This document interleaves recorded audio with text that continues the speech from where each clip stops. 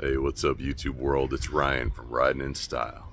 And today I just wanted to talk about a few issues that I've been getting some comments on the Morimoto headlight videos.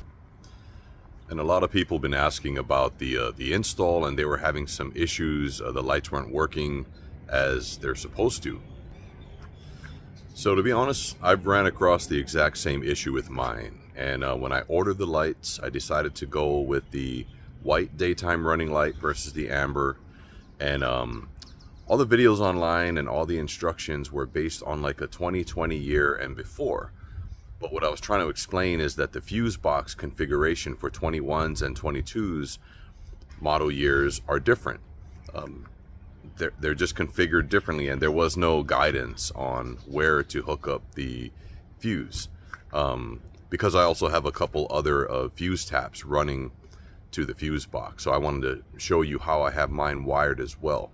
But the issue is that Morimoto kept telling me that they were working out a few kinks and a few bugs, and initially they thought it was just a faulty wire tap, a fuse tap.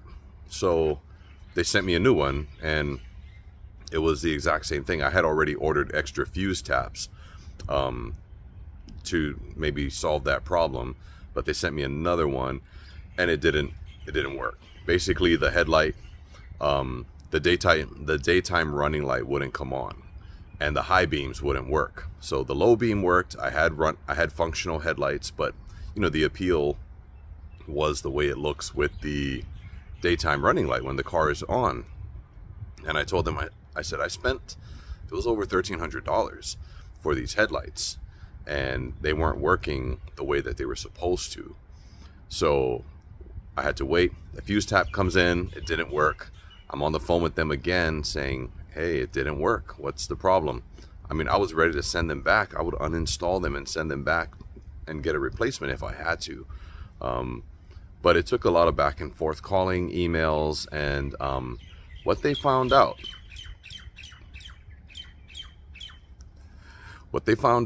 is that they needed to send me the harness for the TRD Pro and the Limited. That was their solution. The harness that came with the other ones, because you have to select which model you have. And if you don't have the TRD Pro, the Limited, you get this other harness, but that's the one that doesn't work. So if you're having that issue, I would recommend contacting Morimoto and just letting them know that your harness that you have doesn't work, and that you would actually need to swap it out. They would send it to you free, the TRD Pro and the Limited harness, and I'll show you.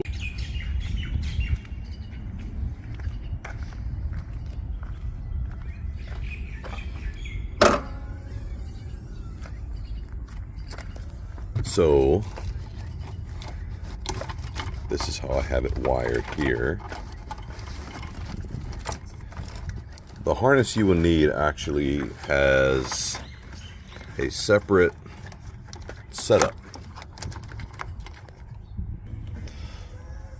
So the harness is going to come with this little relay box here, and that's what was missing on the SR5 and the other harness. So you have all the light attachments, the four clips and whatnot, but the biggest difference I noticed is that it came with this here. So you want to make sure that you get the harness for the TRD Pro and the Limited. It's the same one, and that's the only one that will work on, apparently according to Morimoto, on all the 4Runners. Now, I have a couple of fuse taps running because I have the one for the daytime running light. I also have the ones for those running lights, and then I have the Raptor grill lights. So those are 3 separate taps. Let me just explain my fuse box configuration here. All right. So these are the 2 that I'm using. So initially I had, this is the Morimoto daytime running light here, I think, or it might be this one, I don't know. But there's the 10 amp INJ ports, and then there's an INJ 2A. So that's what I'm running these 2 taps on. One is for the, I think the one with the blue fuse, if I'm not mistaken, is for these. So it has a 10 amp and a 15 amp, or it could be or it could be that this is for the Morimoto daytime running lights, and then this would be for the other one. Now, I also tapped into this port up here for the Raptor grill lights. Now let me just explain. This was a 7.5 amp. It was that fuse there that was in there originally, but now there's two 10 amps. So my concern was, if I replace the 7.5 amp with the 10 amp, will that cause any engine issue? Because initially Morimoto had told me this is where the daytime running lights would need to be plugged into. This one up here with the new fuse box configuration for the 2021s and 22s. They said to use the 7.5 amp fuse up there. And let me see here. According to this diagram, it would be,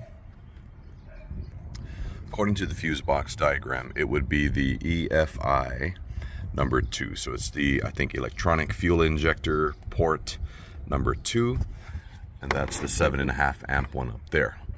So these are the 3 fuses that I've tapped into for all of my daytime running light setups.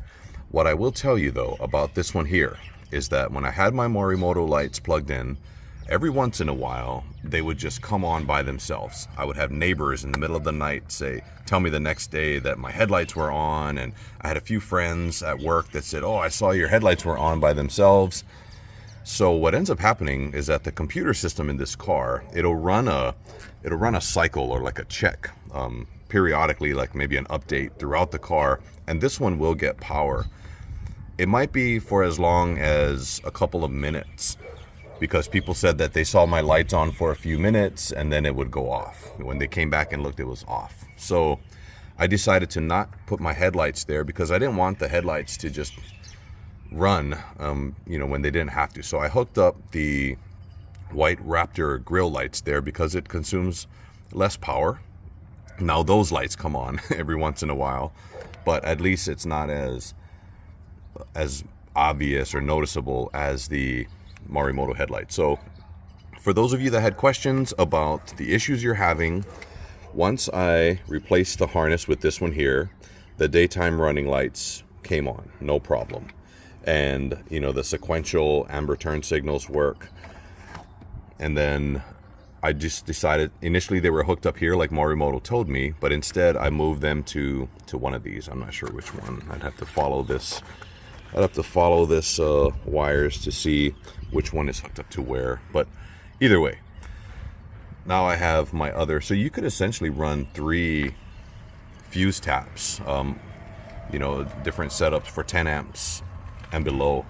Like I said, this one here is a 15 amp, and the original 10 amp underneath. So I haven't had any issues so far, aside from just understanding that if you hook it up to this one here, you will have your lights will come on periodically at any random time. So I would say use one of these 10 amp here INJ ports, according to the fuse diagram. Again, I don't know if you can see that. There's 2 right there, the 10 amp INJ, and then the right below it is another 10 amp INJ number 3. All right, so hopefully this answers any questions in terms of how my fuse box is configured, because I had a few of those. And yes, I do have 3, as you can see, 3 accessories running through them. And I wanted to also cover the difference.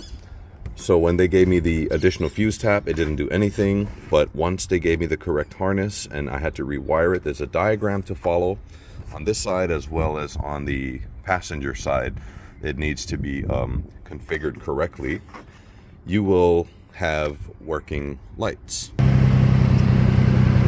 I also get a lot of questions about what exhaust did I put on. I'm going to cover that in a future video. But as far as the front setup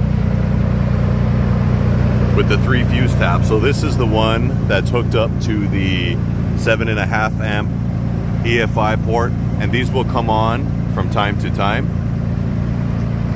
And then the other daytime running light. So if this isn't working for you, and also I noticed after hooking up the correct harness, my high beams work now, because they didn't work before. So now I have functional low beams and high beams. I'm not able to show that to you.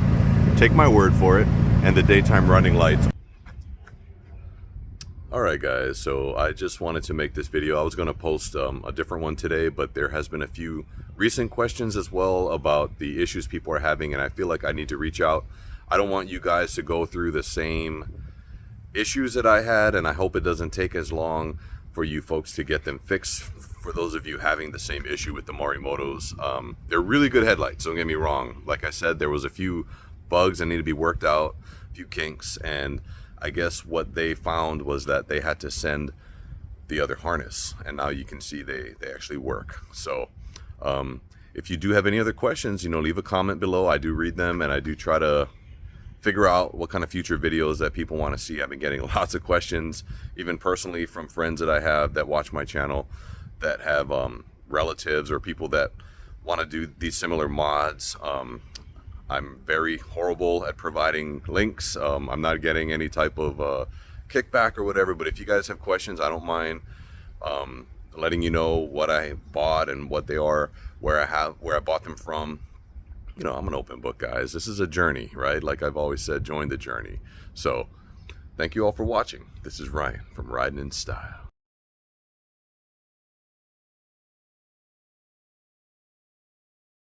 Yeah.